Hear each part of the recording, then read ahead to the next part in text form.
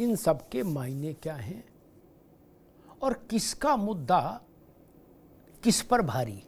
मेहमानों से परिचय करा दें। अवधेश पांडे जी हैं, भारतीय जनता पार्टी के प्रवक्ता, अवधेश जी का बहुत स्वागत है। धर्मेंद्र सिंह जी हैं, समाजवादी पार्टी के प्रवक्ता, धर्मेंद्र जी का बहुत स्वागत है। विवेक नारायण जी हैं, कांग्रेस के नेता, विवेक जी का अभिनंदन है, स्वागत है। अरविंद सिंह जी हैं, राजनीतिक विश्लेषक, अरविंद जी का बहुत स्वागत। अरविंद जी, बात अवध जीता मगध जीता से शुरू हुई थी, फिर हाइड्रोजन बम तक गई और आज खुद प्रधानमंत्री मैदान में उतरे और उन्होंने तस्वीर ही बदल दी, मेज ही पलट दी और सब मुद्दों के ऊपर एक मुद्दा बड़ा हो गया आकर कि उन्होंने कहा कि ये केवल मोदी की मां को गाली नहीं दी गई, ये भारत की मातृशक्ति को गाली है। और एनडीए ने अनाउंस कर दिया कि 4 तारीख को बिहार बंद का आह्वान है इसी मुद्दे पर। अरविंद जी, देखिए अमिताभ जी, समाजवादी पार्टी के मुखिया का बयान मैं सुन रहा था कि अवध भी जीते हैं और मगध भी जीतेंगे। मुझे लगता है अखिलेश जी विस्मृति के शिकार हैं। वो लोकसभा चुनाव में ही अटके पड़े हैं, जबकि लोकसभा चुनाव के बाद गंगा में बहुत पानी बह चुका है। उनको उत्तर प्रदेश के उपचुनावों को भी ध्यान में रखना चाहिए और यहाँ उनके पार्टी के प्रवक्ता धर्मेंद्र सिंह जी हैं, वो बताएंगे। विधानसभा के चुनाव हुए थे 9 जगहों पे उपचुनाव और 9 में से 9 जगह बुरा प्रदर्शन रहा और किसी तरह से केवल करहल और सीसामऊ में समाजवादी पार्टी जीत पाई थी। बाकी जो 7 स्थान था वहां बुरी तरह से पराजय हो गया। तो अखिलेश जी के तर्कों पे यदि कहें तो यही कहा जा सकता है कि अवध भी हारे हैं और मगध भी हारेंगे। दूसरा मैं बात आपको कहता हूं, देखिए 7 तारीख याद रखिए। नरेंद्र मोदी जी को जितनी गाली पड़ी है और जितनी गाली विपक्षी नेताओं के द्वारा और खासकर कांग्रेस के द्वारा दी गई है, मुझे नहीं लगता है भारत के इतिहास में इतनी गाली किसी प्रधानमंत्री को किसी विपक्षी नेता या पार्टी के द्वारा दी गई हो। 2007, 2014, 2017, 2019, 2022, 2023 और ये 2025, इसका शुरुआत और शुभारंभ किया श्रीमती सोनिया गांधी ने, जब मोदी को उन्होंने कहा मौत का सौदागर है। फिर 2014 में इमरान मसूद ने मोदी को टुकड़े टुकड़े गाली देते हुए टुकड़े टुकड़े करके फेंकने की बात की। 2017 में मणिशंकर अय्यर ने कहा मोदी जी को कि बहुत नीच किस्म का आदमी है। 2019 में आदरणीय राहुल गांधी जी ने कहा कि चौकीदार चोर है और मोदी को डायरेक्ट चोर बोलने की कोशिश की, जिसके लिए उनको सुप्रीम कोर्ट में माफी मांगनी पड़ी। 2022 में कांग्रेस के अध्यक्ष आदरणीय मल्लिकार्जुन खड़गे ने कहा मोदी को रावण से तुलना की। 2023 में जयराम रमेश कहते हैं कि ये हिटलर और मुसोलिनी जैसे हैं। और अब 2025 में बताइए, प्रधानमंत्री को माता जी को गाली। भारत कुछ भी बर्दाश्त कर सकता है, माँ को गाली बर्दाश्त नहीं कर सकता है। और राहुल गांधी चुप है, अखिलेश यादव इस पे चुप है और तेजस्वी यादव चुप है। मुझे लगता है इससे बड़ी कोई शर्मनाक बात हो नहीं सकती। जी ठीक बात। विवेक नारायण जी, अरविंद जी ने पूरी क्रोनोलॉजी समझाई, लेकिन क्रोनोलॉजी मान लो दिमाग में ना भी रहे तो भी ये बात तो सबको पता है, बच्चा बच्चा जानता है कि जब जब कांग्रेस ने नरेंद्र मोदी पर व्यक्तिगत प्रहार किया तब तब कांग्रेस के चुनाव हारने की संभावनाएं उतनी ही बलवती हो गई। भगवान के आशीर्वाद से तब तब कांग्रेस को पराजय का सामना करना पड़ा। नहीं, गुजरात विधानसभा चुनाव तो भाजपा वाले भी मान रहे थे कि कांग्रेस ही जीत रहे हैं, लेकिन अचानक से नीच शब्द आया, मोदी जी मंच पर आए और चुनाव पलट गया। कांग्रेस फिर बाहर ठगी की ठगी रह गई।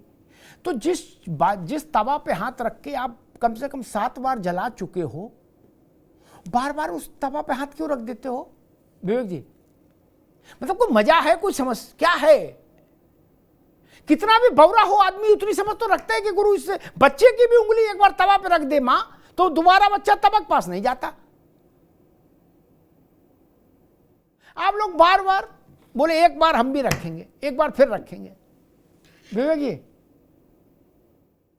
4 तारीख को इसी मुद्दे पर एनडीए ने बिहार बंद बुलाया है कि प्रधानमंत्री की मां को गाली दी गई कांग्रेस और आरजेडी के मंच से। आप इसको कैसे करेंगे? क्योंकि आपका जो बायोडेटा है वो मेरी बात की पुष्टि करता है कि जब आपने नरेंद्र मोदी पर व्यक्तिगत प्रहार किया, आक्षेप किया, आप चुनाव हारे। विवेक जी, बिहार में जिस मंच की आप कर रहे हैं उस मंच से मां के लिए अब सब आपकी बात या प्रधानमंत्री जी कह रहे हैं दे, तो वो अब शब्द किसने कहे? पकड़ा गया तो भाजपा का ही कार्यकर्ता निकला। ये सारा भाजपा का प्रायोजित खेल है। ये कोई पहली बार नहीं हुआ। बुजुर्ग आदमी हो गए ऐसी बात कह रहे हो। मनशंकर अय्यर भाजपा के हैं, मनशंकर अय्यर भाजपा के हैं, राहुल गांधी भाजपा के हैं, सोनिया गांधी भाजपा की हैं। इन्होंने भी तो वही कहा यार, इन्होंने भी वही कहा। मैं नहीं देखिए, मौत के एक बार रुक जाओ, फिर पूरा बोले। मौत के सौदागर, ये भाजपा वाले किसी गुप्त आदमी ने आके बोल दिया था? ये तो श्रीमती सोनिया गांधी ने कहा था। चौकीदार चोर है श्रीमान राहुल गांधी, रावण है, कंस है, दुर्योधन है श्रीमान मल्लिकार्जुन खड़गे। ये तो भाजपा ही नहीं है ना विवेक जी? अमिताभ जी, मैं जिस इशू पे आप डिबेट कर रहे हैं, मैं केवल उस मुद्दे तक अपने को कनेक्ट करते हुए बात कर रहा हूँ। ये भाजपा कार्यकर्ता ने ही गाली दी नरेंद्र मोदी मां को, अगर या अपशब्द कहे, ये कांग्रेस ने नहीं कहे, ये भाजपा के कार्यकर्ता ने ही भड़ास निकाली है ये। और इस बात को बीच में ज्यादा तूल नहीं दिया गया। बस ये है कि आप जो उल्लेख कर रहे हैं उनके बारे में हमारा कुछ नहीं कहना है ये। और इनको तो कोई हवा में गांठ लगाने वाला मुद्दा चाहिए। जनता के हितों से इनका कोई वास्ता नहीं है। विवेक जी ठीक है, एक बात आपको बताएं। ठीक है अमिताभ जी, सोचिए, ये तो मंच की बात थी। और अरे साहब को याद दिलाइए कि संसद भवन के अंदर साहब ने सोनिया जी को कांग्रेस की विधवा कहा था, जर्सी कहा था। क्या वो किसी की मां नहीं है क्या? वो कहीं से आयातित है या इंसान नहीं थी वो? या रेणुका जी की नाक को सूप की नाक बताया था संसद के अंदर माननीय सांसद? ये प्रधानमंत्री जी ने कहा था।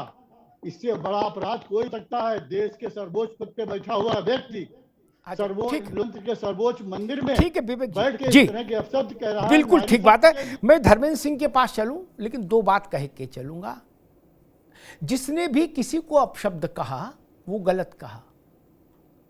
ठीक, ये तो जवाब हुआ कि किसने किसको क्या कहा। उस सब के लिए मैंने कहा जिसने भी अभद्रता की, गलत की। लेकिन विवेक भाई को मैं फिर एक बात समझा दूं, लोक जीवन में क्या होता है, जो लोक जीवन में होता है वही राजनीति, रुक जाओ भाई, वही राजनीति में होता है। विवेक नारायण के यहां कन्नौज में लड़के का तिलक चढ़ा। सुन लीजिए विवेक भाई, सारे संकट भ्रम दूर हो जाएंगे। ठीक, आपने मुझे बुलाया, आपके न्योते पर मैं गया, वहां अरविंद सिंह आए, इन्होंने मुझे गाली दे दी। तो आप ये कह के नहीं भाग सकते कि अरविंद सिंह ने गाली दी। जिम्मेदारी आपको लेनी पड़ेगी। इतने में तो गोली चल जाती है महाराज, आप कौन सी दुनिया में रहते हो? और आप कह रहे हमारा लेना देना नहीं, वो आदमी दूसरा था। अरे आपके जिस मंच पर राहुल गांधी और तेजस्वी है उस पर कोई भी चढ़ जाएगा तो आप पार्टी बंद कर दो, फिर पार्टी तत्काल बंद कर दो। आप जोखिम में हैं। अगर आप अपना वो मंच भी सुरक्षित नहीं रख सकते, विवेक भाई मैं बहुत विनम्रता से कह रहा हूं, मेरी बात से धर्मेंद्र भी सहमत होंगे, अगर आप अपना वो मंच नहीं सुरक्षित कर सकते जिसमें पार्टी का सबसे बड़ा चेहरा खड़ा हो रहा हो, तो आप पार्टी न चलाओ, ज्यादा बेहतर है। वरना सावधानी हटी और हाइड्रोजन गिरा। आपके यहां इतनी खुली व्यवस्था है, कल को कोई और चढ़ जाएगा, वो पता नहीं क्या, इनने तो एक गाली दी वो 150 दे जाएगा, तो आप क्या करोगे? आप मत पड़ो इस चक्कर में, आप छोड़ दो, एनजीओ में चले जाओ, क्या दिक्कत है भाई? जब पार्टी नहीं संभले छोड़ देना चाहिए। धर्मेंद्र जी गलत बात तो नहीं कही मैंने। जिस मंच पर पार्टी का सबसे बड़ा चेहरा और दो पार्टियों के सबसे बड़े चेहरे हो, उस मंच पर कोई भी चढ़ जाए और कोई भी मां बहन करके आ जाए, मातारी बहनियां करके माइक पर, अब बोले हमें क्या बताओ, तो दूसरे लोग थे। ये क्या तमाशा है क्या? कोई इसको हजम करेगा इस बात को? हम मान सकते विवेक नारायण के मंच पर कोई चढ़ के दूसरा गाली गलौज करे आए, लेकिन तेजस्वी यादव और राहुल गांधी के मंच पर कोई भी चढ़ के गाली गलौज दे जाएगा। क्या उत्तर प्रदेश में अखिलेश जी के मंच पर ऐसा संभव है? नहीं। अच्छे अच्छे सांसद विधायक तो चढ़ नहीं पाते मंच पर, धर्मेंद्र जी को पता है। पप्पू यादव गाड़ी पर नहीं चढ़ पाए थे, सिपाहियों ने उनको धकिया दिया था। धर्मेंद्र जी गलत तो नहीं कह रहा? जी नमस्कार अमिताभ जी। देखिए मैं अपनी बात शुरू करूं उसके पहले इसमें कोई दो राय नहीं है कि किसी भी तरह के, कम से कम सार्वजनिक जीवन में और राजनीति में, किसी भी मंच से, किसी भी प्लेटफॉर्म पर, किसी भी नेता के लिए, उसके परिवार के लिए या किसी अन्य व्यक्ति के लिए असंवैधानिक शब्दों का मैं प्रयोग कर रहा हूं। गाली तो बहुत बड़ी चीज है, प्रयोग करना निंदनीय है और सर्वथा प्रत्येक व्यक्ति को निंदा करनी चाहिए। जहां तक इस कांग्रेस और आरजेडी या इंडिया गठबंधन के मंच पर की बात है, वो कांग्रेस के हमारे साथी ने भी क्लियर किया और तमाम सोशल मीडिया प्लेटफॉर्म पर सबने उसकी फोटोज, किससे कनेक्शन है, क्या है, वो डाला है। हालांकि मैं ये नहीं कह रहा हूं कि डाला है तो हम जिम्मेदारी से बच रहे हैं, बिल्कुल उसकी निंदा कर रहे हैं। धर्मेंद्र जी एक मिनट धर्मेंद्र जी, आजकल मैं नहीं जानता क्या है, पुलिस जाने, लेकिन आजकल ऐसी टेक्नोलॉजी आ गई, बच्चे के हाथ में मोबाइल है, आपके गले में 4 पार्टियों के गमछे डाल के एक साथ फोटो रिलीज कर देंगे बच्चे, तब क्या करिएगा? क्या कह रहा हूं वही मैं इसलिए ऐसा ना कहो जब तक जांच ना हो जाए। आपके गले में भाजपा, कांग्रेस, सपा, बसपा चारों गमछे डाल के एक धर्मेंद्र सिंह को लोग फोटो पोस्ट कर देंगे, तब? अमिताभ जी इसकी जांच हो जानी चाहिए थी, इसकी सत्यता, चूंकि बहुत महत्वपूर्ण मुद्दा है। अगर भारतीय किसी दूसरे मैं नाम नहीं ले रहा हूं, किसी भी राजनीतिक दल ने साजिशन किसी दूसरे राजनीतिक दल के कार्यक्रम में अपने आदमी भेज करके अगर इस तरह की घटना करवाई तो ये बहुत बड़ा अपराध है, छोटा मोटा नहीं है। धर्मेंद्र भाई, दूसरी बात, धर्मेंद्र भाई आपकी बात बाद में आएगी, उससे पहले मेरी बात इसमें क्रोनोलॉजी में लगेगी। पहले पायदान पे मेरी बात, आपकी बात उसके बाद में आएगी कि बड़ा अपराध हुआ। लेकिन मैं कहता हूं अगर राहुल गांधी, तेजस्वी यादव, अखिलेश यादव, खड़गे साहब, सोनिया जी, प्रियंका जी, इनके मंच को हम नहीं संभाल सकते तो क्या संभालेंगे? फिर क्या संभालेंगे? नहीं अमिताभ जी होता क्या है, राजनीतिक बिल्कुल ठीक कह रहे हैं, मंच को संभाला जाता है, लेकिन जब नेता हमारा बोल लेता है या कार्यक्रम संपन्न हो जाता है तो उसके बाद वो सारी सुरक्षा उनको वहां से निकालने और आगे के कार्यक्रम में लग जाती है। उसके बाद मंच खाली सा हो जाता, छूट जाता है, उसके तमाम लोग बेतरतीब चढ़ जाते हैं। इसका हम लोग भुक्तभोगी हैं। 2012 में जब आदरणीय अखिलेश यादव जी की शपथ हुई और शपथ के बाद जब सारे लोग मंत्री और तो मंच ही तोड़ दिया लेकर के प्रोटेस्ट डालता तो मंच पे भगदड़ कुछ लोग चढ़ गए, कार्यकर्ता थे, चाहे हतोत्साहित थे, उसमें हमने कार्रवाई भी की थी। तो ये कहना कि वीवीआईपी के मंच से उतरने के बाद भी संभालना, उसमें चूक हो जाती है और सबसे हो जाती है, कोई हम ही से नहीं। लेकिन प्रयास होना चाहिए कि उसको भी संभाला जाए जब तक हमारा एक एक कार्यकर्ता वहां से निकल न जाए। हम आते हैं जो और महत्वपूर्ण बात है। देखिए राजनीति में शुचिता की सबकी जिम्मेदारी है। तब दुख होता है जब देश का प्रधानमंत्री, जो कि एक आदर्श होता है, जो वो बोलते हैं पूरी दुनिया में भारत का नाम जाता है, जब वो एक अपने विपक्षी पार्टी के या नेता प्रतिपक्ष की माता को जर्सी गाय कहते हैं, नेता प्रतिपक्ष की माता को जब कहते हैं कि विधवा, और वो नेता प्रतिपक्ष को कहते हैं वो हाइब्रिड बछड़ा, तो भी स्वाभाविक है कि उतनी ही चुभती है जितनी ये जो बात आज प्रधानमंत्री जी ने कहा। अगर इसके पहले कह देते कि हमने जो वो कहा था वो भी गलत था तो पूरा देश अप्रिशिएट करता और नमस्कार करता कि नहीं आप गलती संभालना चाहते। जब वो 50 करोड़ की गर्लफ्रेंड किसी को कहते हैं, किसी राजनीतिक दल की परिजन को या उसको, तो भी उतने ही आलोचना होनी चाहिए, दोनों तरफ से होनी चाहिए। हम आते हैं उससे हट करके एक लाइन में कह रहा हूं कि किसी भी तरफ से हो, अगर गालियों का प्रयोग हो रहा है, गलत शब्दों का प्रयोग हो रहा है तो निंदनीय है और आगे से सबको आचरण में ढालना होगा। हमारे अरविंद जी कह रहे थे कि अवध हारे हैं। अरे साहब देखिए उपचुनाव में क्या हुआ उसको पूरा प्रदेश जानता है। निर्वाचन आयोग अभी 18,000 हमारे शिकायतों का जवाब, आप ये कह रहे हो जहां हम जीते हैं वही चुनाव माना जाएगा, जहां हम हारे वो नहीं माना जाएगा? अरे नहीं माना जाएगा। हम कह रहे 17 से कई चुनाव हमारे, लगातार हमारा वोट बढ़ा, लेकिन 2024 में अवध में चाहे आप बाराबंकी हो, अयोध्या हो, सुल्तानपुर हो, अमेठी हो, बहराइच बस्ती हो, देखिए अब लगातार हम हमने अवध को पूरी तरह साफ किया, या कहिए प्रभु श्री राम से जुड़े हुए तमाम चित्रकूट से लेकर के रामेश्वरम तक भारतीय जनता पार्टी का सफाया हो गया।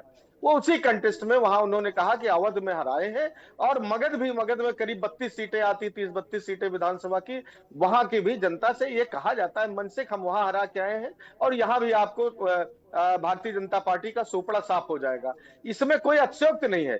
जो बिहार का मिजाज है, जिन लोगों ने जाकर के वहां देखा है, देखिए ठीक है, राजनीति में सब दावे करते हैं, बैठ करके अरविंद जी विद्वान साथी हैं, अपने हिसाब से वो सोच रहे होंगे क्या है, लेकिन बिहार में चाहे एसआईआर का मुद्दा हो, कुशासन का मुद्दा हो, लगातार हो रही हत्याएं हो, चाहे हर तरह से फेल होती हुई बिहार की सरकार हो, उसको लेकर के जनता में गुस्सा है, जनता बेताब है कि कब बटन दबाने को मिले और इस सरकार से मुक्ति मिले। उसी कंटेस्ट में कहा था, और कमोबेश ये सच होने जा रहा है। ठीक धर्मेंद्र भाई, जनता बेकरार है, ये बात ठीक है, लेकिन किस चीज के लिए बेकरार है इस पर मैं टिप्पणी अभी नहीं कर सकता निश्चयात्मक रूप से। बेकरार है, ये बात से मैं सहमत हूं धर्मेंद्र भाई की, लेकिन किस चीज की प्रतीक्षा कर रही है ये कहना अभी मुश्किल है। ये तो फिर इसीलिए जनता को जनार्दन कहते हैं, कुछ तो सस्पेंस रहे। अवधेश पांडे जी, अब एक बात साफ हो गई कि भारतीय जनता पार्टी प्रधानमंत्री की मां को दी गई गाली को एक राष्ट्रीय राजनीतिक अभियान के रूप में लेने जा रही है, जिसकी शुरुआत 4 तारीख को बिहार बंद से हो रही है। मेरी जानकारी कह रही है कि भारतीय जनता पार्टी पूरे देश में आंदोलन करेगी, इसको एक बड़ा विषय बनाकर रखेगी। कांग्रेस और सपा कह रहे हैं कि लेकिन पुराने दौर में अलग दूसरे राजनीतिक दलों के नेताओं के विरुद्ध जो टिप्पणियां की गई उनका भी कुछ हीला हवाल दिया जाए। अवधेश जी,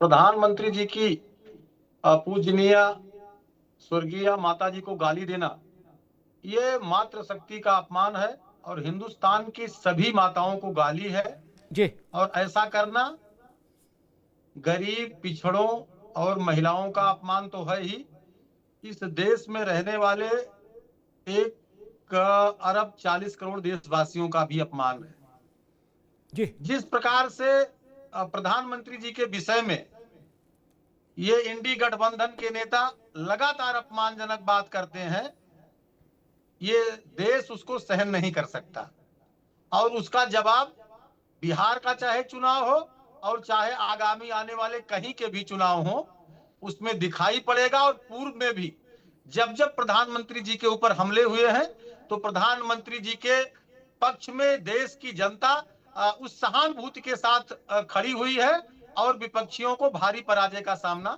करना पड़ा है। अब एक दूसरी बात है अवध और मगध की। पता नहीं अखिलेश जी कितना इतिहास जानते हैं। इस बार तो चुनाव में उन्होंने अपनी वो डिग्री भी ऑस्ट्रेलियन नहीं लगाई है। अवध कोई जीत नहीं सकता।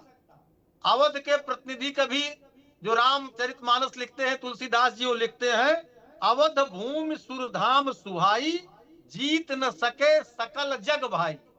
पूरी दुनिया अगर एक तरफ हो जाए फिर भी वो अजय अवध को जीत नहीं सकती।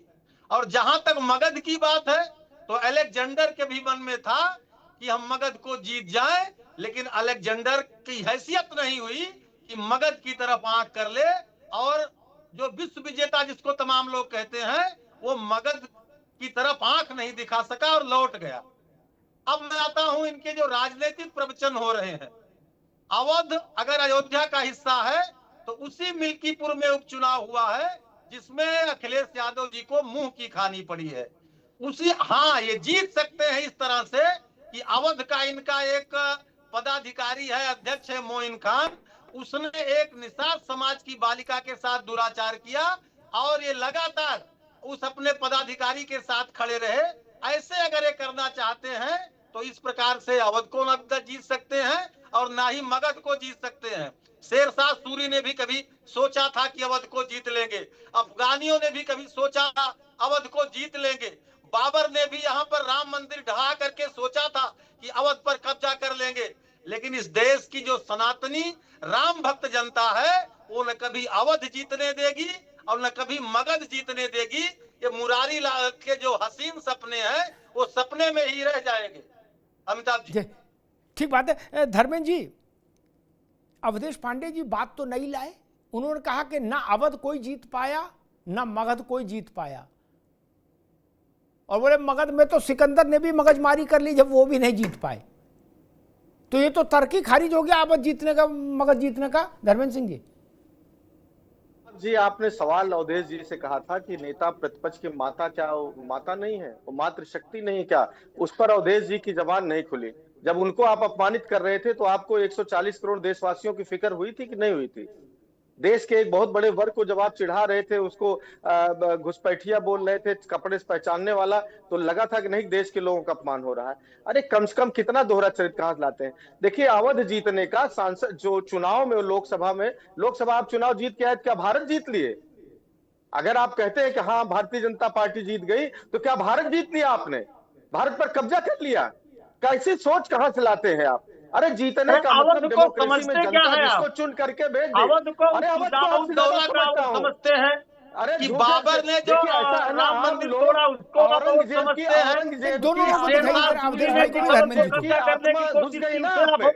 अवध को क्या समझते हैं? आपका इतिहास यही होता है, क्या है? आप अवध को समझते क्या है? अरे यहाँ अयोध्या राम राज्य की स्थापना हुई थी उनके अंदर। भारत की जिस अवध को अजेय कहा जाता है, जिस अवध को जहाँ कोई युद्ध नहीं होता, कोई जीत नहीं सकता, अवध सेवा करने के लिए है, अवध जीतने के लिए नहीं है। और अवध कोई जीत नहीं सकता, अवध की सेवा हो सकती है। तो प्रभु श्री राम ने सेवक बनकर के राम राज्य की अवधारणा विकसित की, और जिसे गांधी जी ने सर्वश्रेष्ठ शासन व्यवस्था मानी। आप बाबर की तरह, बाबर से प्रेरणा लेकर के अवध में राम मंदिर को तोड़ सकते हैं। आप समाजवादी पार्टी के नेता हैं तो मोइन खान का पक्ष लेकर के बलात्कारी का पक्ष ले सकते हैं, लेकिन आप अवध नहीं जीत सकते। और उसी तरह से मगध के अंदर किस प्रकार से चंद्रगुप्त ने सेवा की, किस प्रकार से मगध में सिंधुराम ने सेवा की, किस प्रकार से मगध में अशोक ने सेवा की, उस सेवा के माध्यम से मगध की जनता को उन्होंने प्रसन्न किया। इसलिए अवध और मगध जीतने के विषय नहीं है, अवध और मगध सेवा करने के विषय है।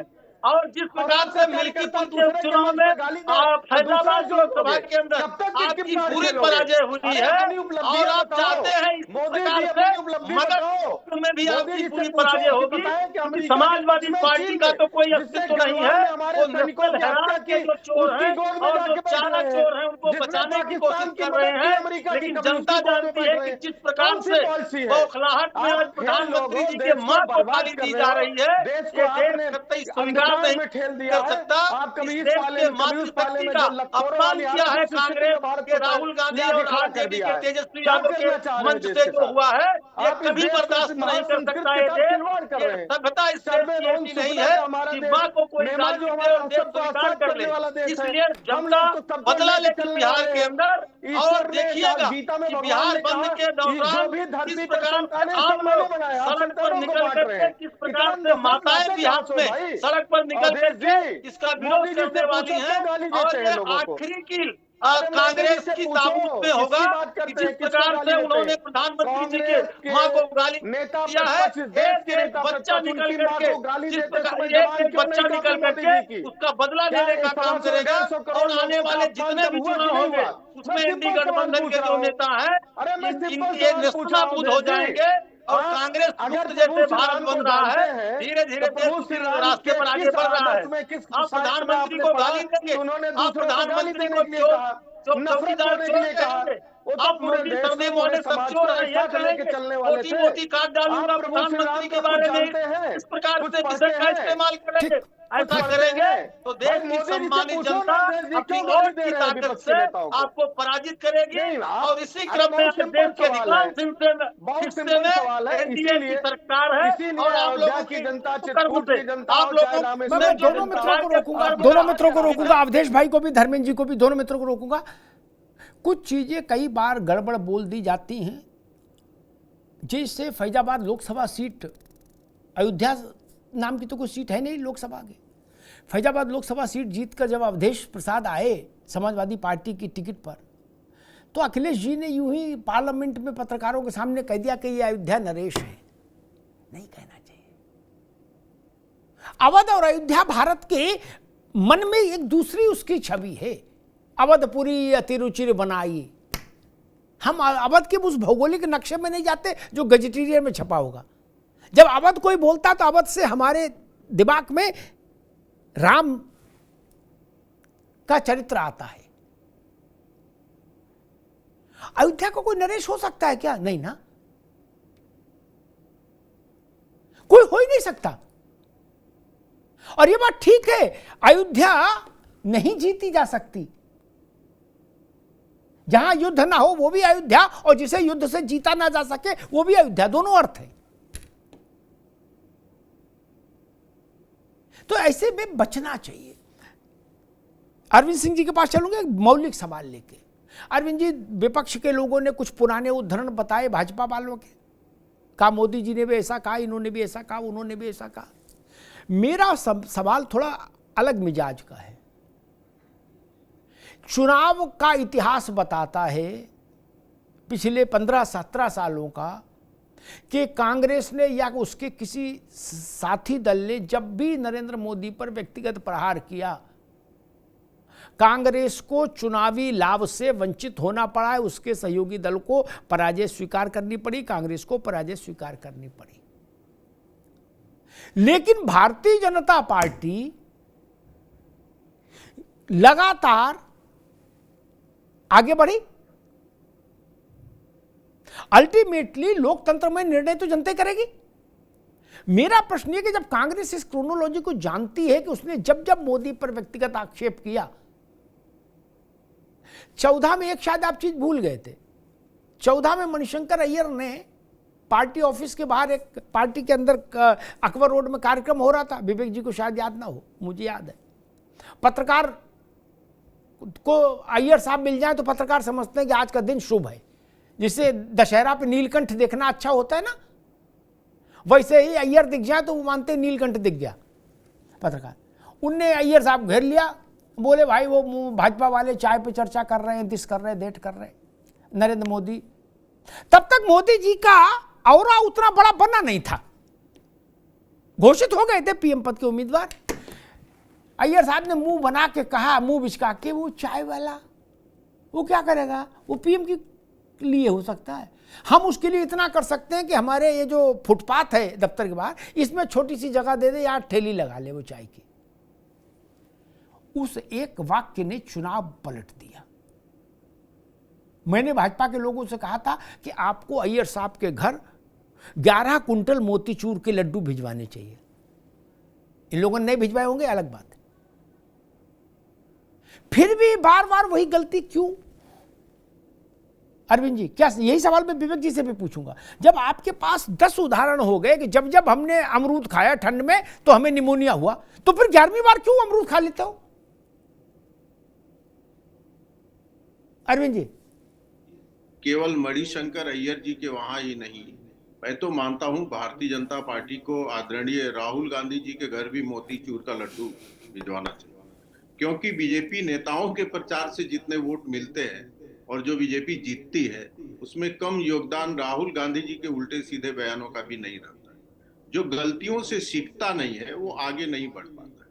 देखिए, अभी हम जिस घटना की चर्चा कर रहे हैं, एक मंच से प्रधानमंत्री के स्वर्गीय माता जी की, जो 100 साल से ज्यादा उम्र में जिनका स्वर्गवास हुआ, उनको गाली दी गई है। इसमें डिबेट के लिए जगह ही नहीं है। कोई भी हो, एक लाइन में कहना चाहिए निंदनीय है, हम इसकी निंदा करते हैं। कोई इफ बट इसमें हो नहीं सकता है।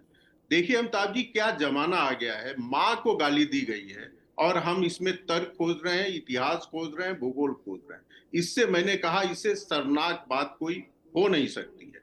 एक लाइन में आप कहते, चाहे कोई भी दिया हो, भारतीय जनता पार्टी से संबंधित रहा होगा, तो क्या वो गाली दे देगा? और आप सार्वजनिक जीवन में है तो आपको आगे बढ़ के निंदा करनी चाहिए। लेकिन आप बहाना खोज रहे हैं कि मैंने नहीं दिया, उसने दिया, इसने दिया।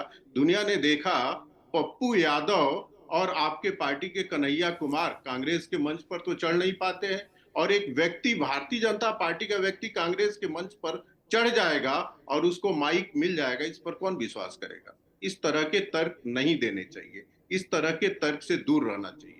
और अच्छा होता कि आदरणीय अखिलेश जी और नेता प्रतिपक्ष आदरणीय राहुल जी, ये दोनों सामने आकर कहते कि इस तरह की राजनीति में हम विश्वास नहीं करते हैं, इसकी निंदा करते हैं। लेकिन ईमानदारी से मैं कहता हूं अमिताभ जी, मुझे भरोसा नहीं था कि ये दोनों ऐसा करेंगे। क्यों? क्योंकि इनका इतिहास नहीं है।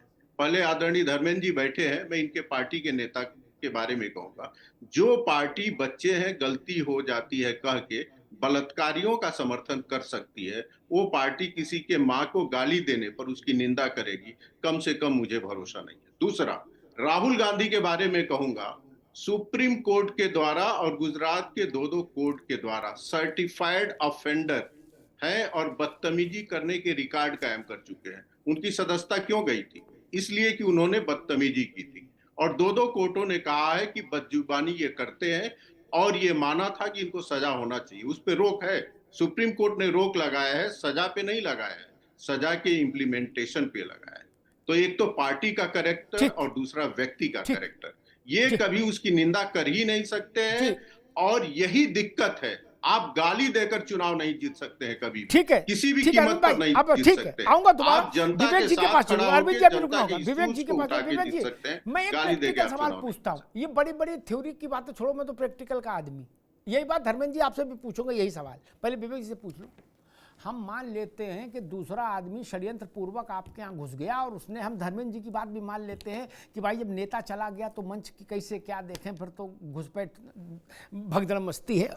उन्होंने 2012 शपथ ग्रहण का दृश्य बताया, मैं था वहाँ, मंच ही गिर गया था, अमले गमले समेत सब नीचे आ गया था।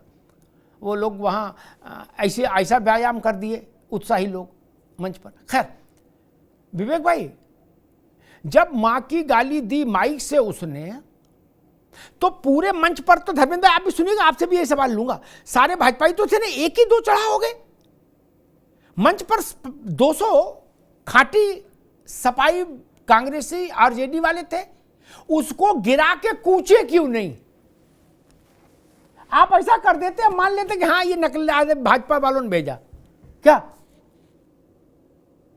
मेरे घर में आके कोई गाली दे जाए किसी को, उस वक्त मैं ना समझ पाऊं, लेकिन जैसे ही गाली का उच्चारण सुनूंगा वैसे तो उसको गिरा लूंगा और कहूंगा इसको बंद करो जब तक पुलिस ना आए। विवेक जी, आप लोगों ने ऐसा कुछ भी नहीं किया। जब नरेंद्र मोदी की मां को गाली दी गई माइक से, ऐसा नहीं पीछे से बोल दिया, माइक से दी गई, यानी उसको माइक दिया गया, फिर भी गाली सुनने के बाद भी आप लोगों ने उसको गिरा के रस्सी से बांधा नहीं। विवेक जी, एक आपसे अनुरोध है कि हमें पूरा स्पेस दीजिएगा जवाब देने के लिए। जी जी जी जी, पूरा स्पेस आपसे अनुरोध हमारा। जी जी, देखिए ये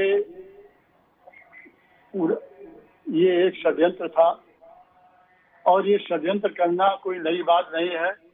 आपने महाभारत में भी देखा होगा, कर्ण ने कितने बार किया दुर्योधन को कि वीर कभी षड्यंत्र नहीं करते हैं। तो ये षड्यंत्र था जिसके तहत मंच छोड़ने के बाद राहुल जी और तेजस्वी जी के इस तरह का वाकया किया गया। ये एक प्री प्लान था और जिसको तूल देके इतनी बात करी जा रही है, एक पूरा प्लान किया जा रहा है, इस तरह का परसेप्शन, ये सिर्फ एक षड्यंत्र है। अपनी हार पक्की देख के बाद पूरी होने दीजिएगा, ये उसके अलावा और कुछ नहीं है। ये दूसरा, अभी भाजपा के प्रवक्ता ने देखिए उससे एक कदम आगे और बढ़ के जो इनकी डीएनए में है, पिछड़ों की अपमान हुआ। देखिए मातृशक्ति कह रहे हैं प्रधानमंत्री, प्रवक्ता कह रहे हैं पिछड़ों का अपमान हुआ। ये देखिए पहले आप ये नैरेटिव क्या बनाना चाहते हैं, क्या प्लान करना चाहते हैं, क्या इनकी मंशा। अमिताभ जी, बात पूरी होने दीजिए हमारी। यही दूसरी बात, अभी मंच की बात हमारे विद्वान साथी ने कही कि मंचों में ये व्यवस्था होती है, वो व्यवस्था होती है। विद्वान साथी हमारे जानते हैं कि मंच में सभाएं हर तरह की होती हैं, कहीं ज्यादा व्यवस्था, कहीं कम व्यवस्था। राजीव जी के मंच में व्यवस्था थी, वहां भी लोग पहुंच गए थे और पूरे देश ने देखा किस तरह उनकी हत्या हो गई है। तो ये मंच की बात नहीं।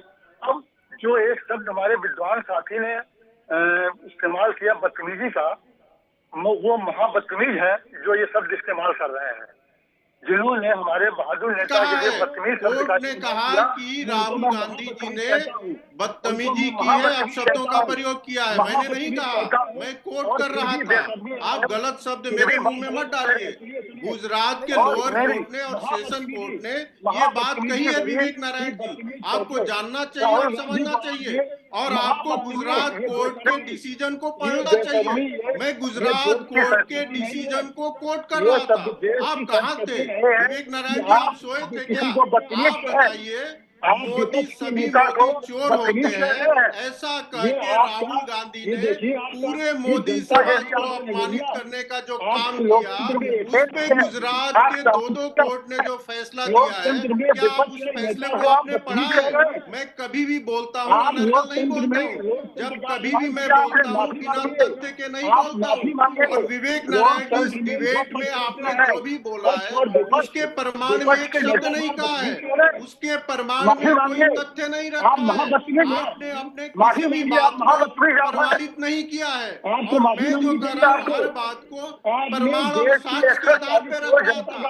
आप एक लाइन में बताइए कि गुजरात के लोअर कोर्ट और सेशन कोर्ट ने ये माना है या नहीं माना है कि राहुल गांधी ने बदजुबानी की है? ये सत्य है या असत्य है? आप बताइए।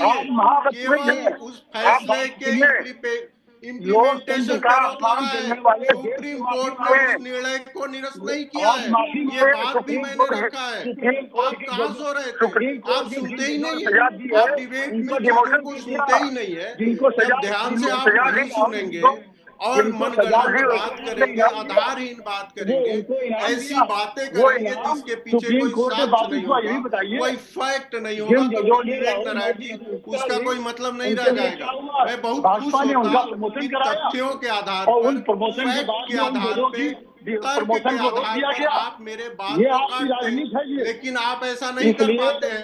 आप केवल आरोप के लिए आरोप लगाते हैं। आप जब चीजों का खंडन करते हैं तो उसके पक्ष में आपके पास कोई तर्क नहीं होता है, अगर बदतमीजी कहा है तो आप महाबदतमीज हैं, नहीं होता है। अरे राहुल गांधी को ऑफेंडर कोर्ट ने माना है, हैबिचुअल ऑफेंडर कोर्ट ने माना है, ये बात तो वैसे ही सत्य है। अपमान किया, बदतमीज कह के आपने, विपक्ष के नेता है वो, विपक्ष के नेता को आपने अरे कोर्ट कहता है, आप जाइए कोर्ट से पूछिए। आप बदतमीजी करेंगे तो कोर्ट में मामला जाएगा तो कोर्ट मानेगा आप हैबिचुअल ऑफेंडर हैं। ये तो कोर्ट का फैसला है, और अपने गलत चीजों के लिए सुप्रीम कोर्ट में माफी मांगी है।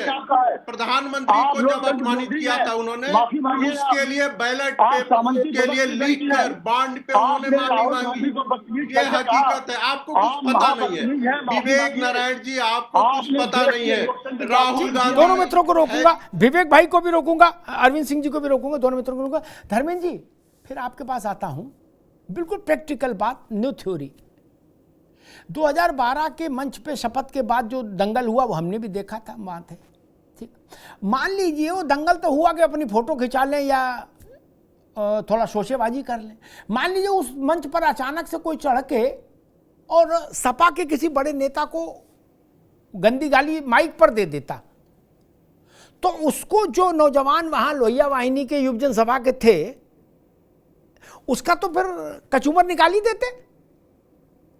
देते ना। फिर तो वहां महाभारत हो ही जाता, चाहे कोई रोकता, चाहे मुलायम सिंह रोकते, चाहे अखिलेश यादव रोकते, इसमें तो कोई दो राय नहीं ना। हाँ ना बता तो फिर हम आगे बढ़े, दो राय नहीं ना। अमिताभ, अरे रुक जाओ भैया, हमने फिर सरल बात पूछी, उसमें लंबी बात हमने पूछा, उसको गिरा के कूच देते कि नहीं? जितना आप सपा को जानते हैं उससे थोड़ा सा ज्यादा मैं जानता हूं, क्योंकि मुझे ज्यादा समय हो गया राजनीति को कवर करते हुए। मेरा समझ कहते कूच देते, मारते नहीं, कूच देते धर के। मैं भाई तो कह रहा हूं, गाली राहुल जी चले गए, अखिलेश जी चले गए, तेजस्वी जी चले गए मंच पर, फिर कांग्रेस स्थानीय कार्यकर्ता और नेता रहे कांग्रेस को, मान लिया। एक बीजेपी वाला चढ़ गया, ये भी मान लिया। उसको माइक मिल गया, ये भी मान लिया। माइक पे उसने मां बहन कर दी, तो उसके बाद मां बहन सुनने के बाद तो उसको गिरा के कुछ देते और पुलिस को हैंडओवर करते। हम मान लेते कि आपकी नीयत अच्छी है धर्मेंद्र जी, नहीं? सरल सवाल। अमिताभ जी देखिए, नहीं, बिल्कुल सरल सवाल, बहुत सरल जवाब मैं दूंगा। जैसे 2012 का उदाहरण मैंने दिया, ये देखा जाए तो प्रशासनिक विफलता है। वहां लोगों को नेता के जाने के बाद भी जब तक पूरी भीड़, जो एसओपी होती है, पूरी भीड़ खत्म न हो जाए तब तक प्रशासन के नियंत्रण में वो स्थल रहना चाहिए। और एक राजनीतिक दल होने के नाते यदि ये कह रहे हैं कि वो दूसरे दल से जुड़ा हुआ व्यक्ति साजिशन आया था, तो इसकी जांच क्यों नहीं हो रही? जांच अब तक क्यों करके उसकी रिपोर्ट नहीं आई? हम कहाँ कह रहे हैं कि नहीं, क्या हम तो कह रहे हैं दूध का दूध पानी का पानी होना चाहिए। वो भारतीय जनता पार्टी का भेजा हुआ आदमी, उसको पकड़ा क्यों नहीं? उस पर आ रहा हूँ, उसको नहीं, आप नहीं आना उस पर, उसको पकड़ा क्यों नहीं? मैं कह रहा हूँ पकड़ा क्यों नहीं? अमिताभ जी, ये तो प्रशासन काम पकड़ना क्या चाहते हैं कि वहां हत्या हो जाती है। ना, गलत फहमी है, गलत बात है। आप ना धर्मेंद्र भाई, ये बात मुझे स्वीकार्य नहीं, ये बात तर्कपूर्ण नहीं। प्रशासन तो ऊपर था ही नहीं। अरे रुक जाओ भाई, एक मिनट रुकिए, एक मिनट फिर बोलिएगा। प्रशासन ऊपर नहीं था, ऊपर पार्टी के लोग थे। उन्होंने उसको पकड़कर पुलिस को हैंडओवर क्यों नहीं किया? मैं ये पूछ रहा हूं। राहुल गांधी की रैली में प्रशासन मंच में क्यों रहेगा? या किसी नेता की रैली में प्रशासन मंच में रहता है क्या?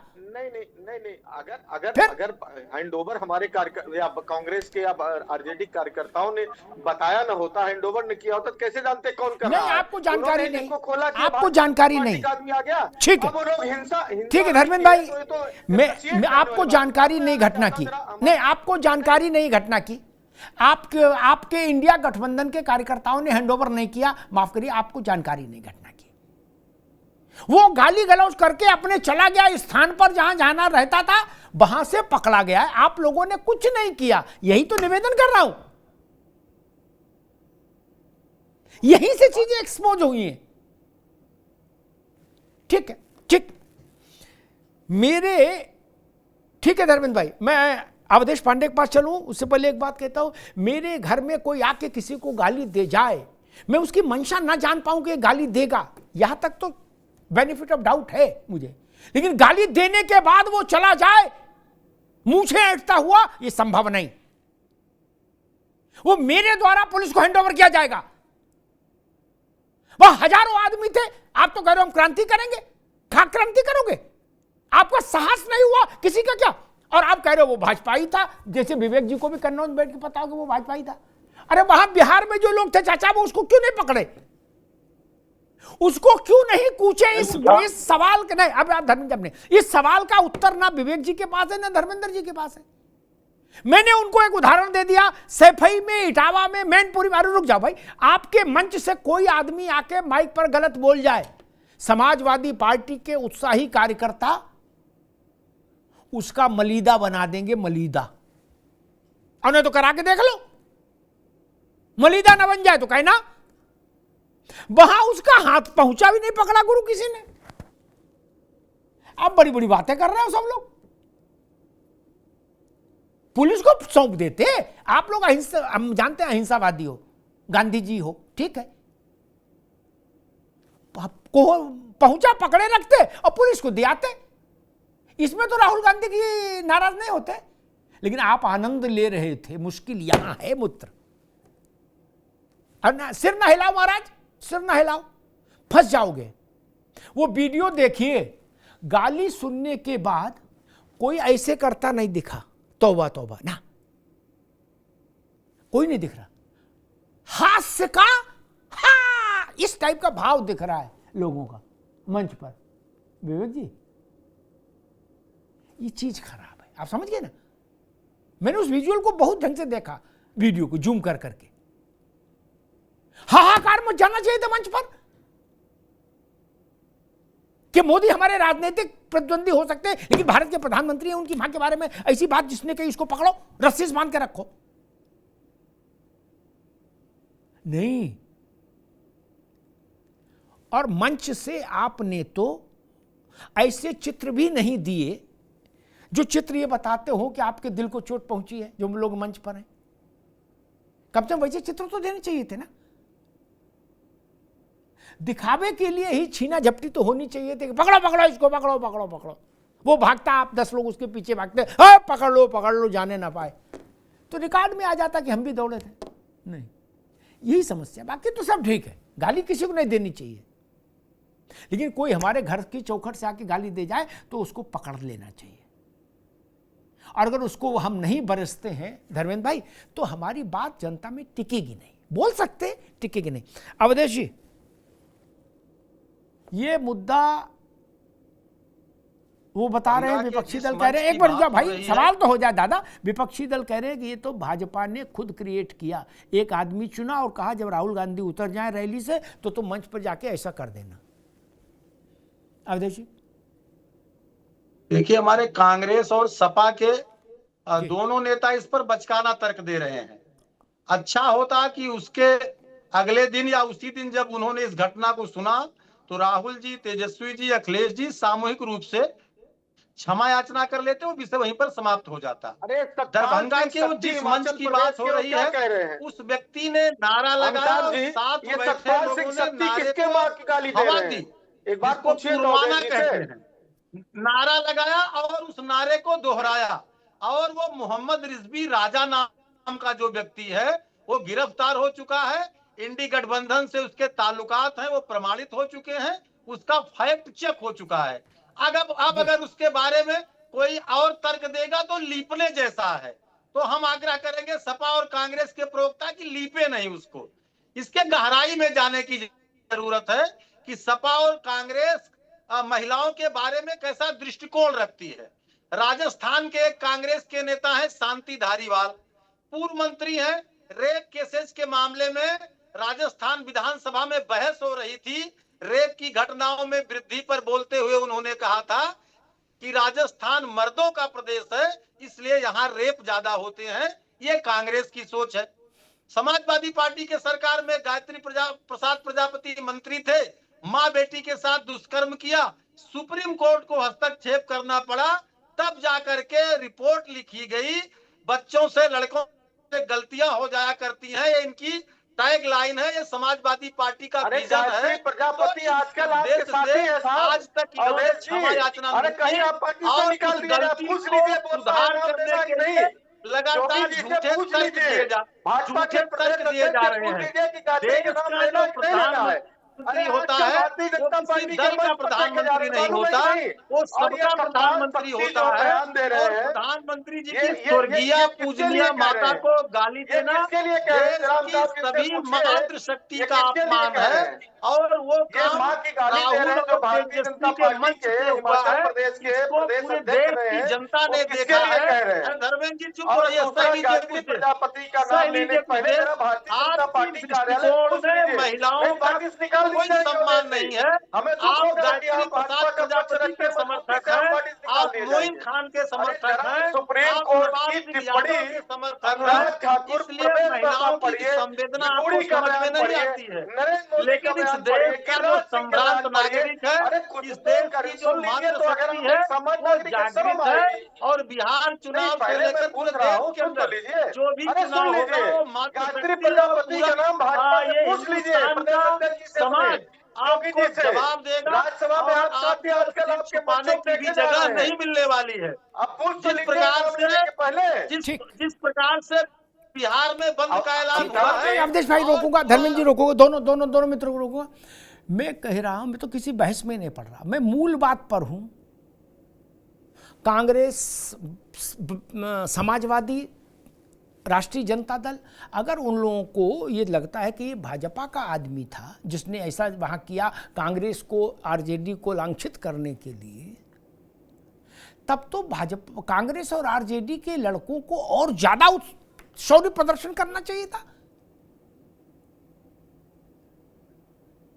और ज्यादा शौर्य प्रदर्शन करना चाहिए था, उसको ढंग से कूचना। अब आपने विवेक जी ज्यादा उस वक्त बोल दिए जितना बोलना था आपको, करना चाहिए, नहीं किया। क्यों नहीं किया? दुश्मन का आदमी हमें पकड़ में आ जाए, हम छोड़ेंगे नहीं ना, उसका जलूस निकाल देंगे, फरियाद लेंगे। नहीं, आप लोग हंसते रहे मंच पर, रसगुल्ला बट रहा था, सत्यनारायण कथा हो रही थी कि दोनों हाथ उठा के प्राणियों में सद्भाव वो बोल रहे थे। मुझे वीडियो दिखा दो जिसमें कांग्रेस के, आरजेडी के 100 लोगों ने ऐसे कर लिया, सुन के क्या कौन गाली बक रहा है? नहीं ना, और माइक पे गाली थी, सबने सुनी थी। गाली सुनने के बाद आप लोगों की प्रतिक्रिया क्या थी वो महत्वपूर्ण है मित्र। ये ठीक है, आप लोग प्रवक्ता है, आप लोग को बचाव करना है, लेकिन बचाव टिक नहीं रहा। आप धर्मेंद्र भाई सच्ची मानो, आप सारे आक्षेप से जनता की निगाह में बरी हो जाते अगर उसको लपड़िया के थपड़िया के वहीं गिरा के पुलिस को बुला के हैंड ओवर कर देते कैमरों के सामने। क्या अब पुलिस पकड़ के कहती ना मारो, फिर भी ले जाते एक गाल पे और रख देते। जनता कहती भाई यही कर सकते थे और क्या करेंगे। आप लोगों ने ऐसा कतई नहीं किया। आपको लगा गुरु मौज आ रही है, अब लो मौज, अब अजगर गले में पड़ा, अब झेलो, अब झेलो। हमसे बहस कर सकते हैं आप विवेक भाई, अपने तर्क दे सकते हैं कि ऐसा है वैसा है, लेकिन ना मेरे पास तो 10 चुनाव के उदाहरण हैं जब आपके नेताओं ने ऐसी ऐसी मूर्खताएं की। चाय वाला नीच फलाना ढिकाना, उसका लाभ भाजपा को कई गुना ज्यादा मिला चुनाव में। इससे आप इनकार तो नहीं कर सकते, नहीं ना। और अगर इससे इनकार कर देंगे तो फिर तो बहस ही खत्म हो जाएगी।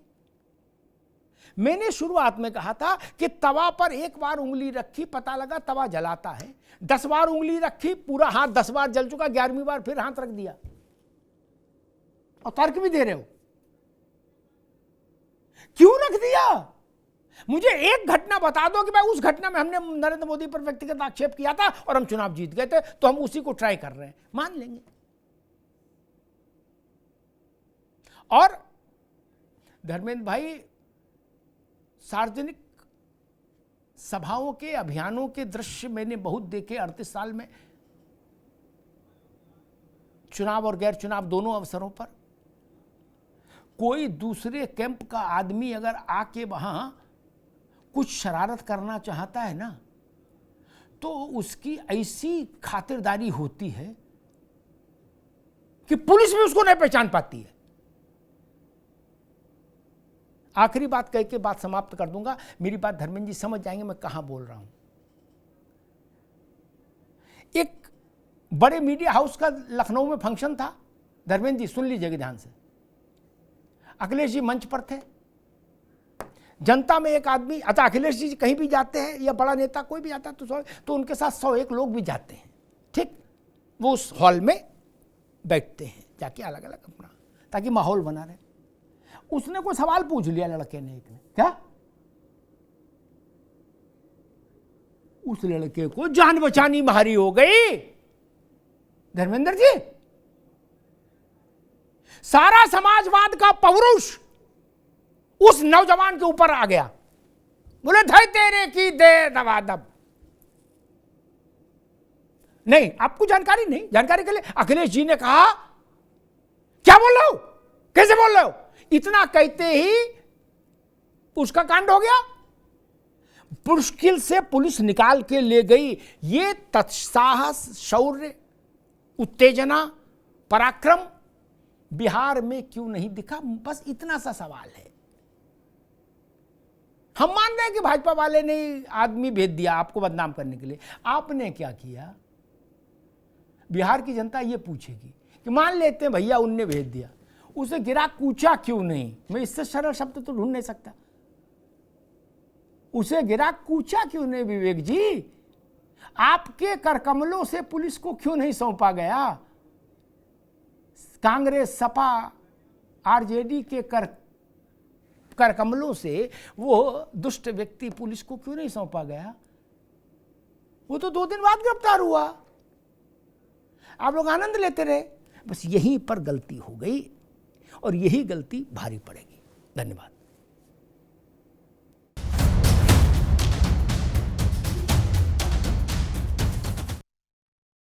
अब उत्तर चाहिए ब्रॉट टू यू बाय आरप्योर का हल्दी मसाला, मिर्च धनिया करे कमाल, सबका राजा आरप्योर मसाला। मेरे पास है आरप्योर पाव भाजी का मसाला, आरप्योर पाव भाजी मसाला, पाव भाजी को टेस्टी बना डाला, सबका राजा आरप्योर मसाला। पाक तुम अरे श्रीमती जी, कुछ तो सस्ता लो, बचत करो। नहीं श्रीमान जी, सब बढ़िया लो, रहने दीजिए। इसमें क्या खास बात है? थोड़े में ज्यादा स्वाद, यही तो है इसकी खास बात। वाओ मामा, क्या स्वाद है? अरे मेरे राजा, दादी के हाथों का जादू और खुशबू से महकता घर, माँ की मुस्कुराहट और खाने की सुगंध। MDH गरम मसाला, क्योंकि हर रिश्ता है स्वाद से जुड़ा। बड़े में ज्यादा स्वाद, यही तो है इसकी खास बात। वाओ मामा, क्या स्वाद है? अरे मेरे राजा,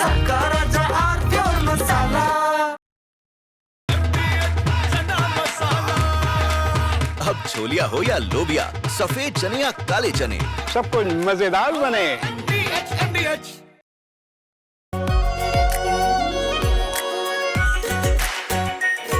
pure shahi paneer masala, delicious, healthy, everyday. Secret recipe MDH का जीरा सिप जल जीरा मसाला।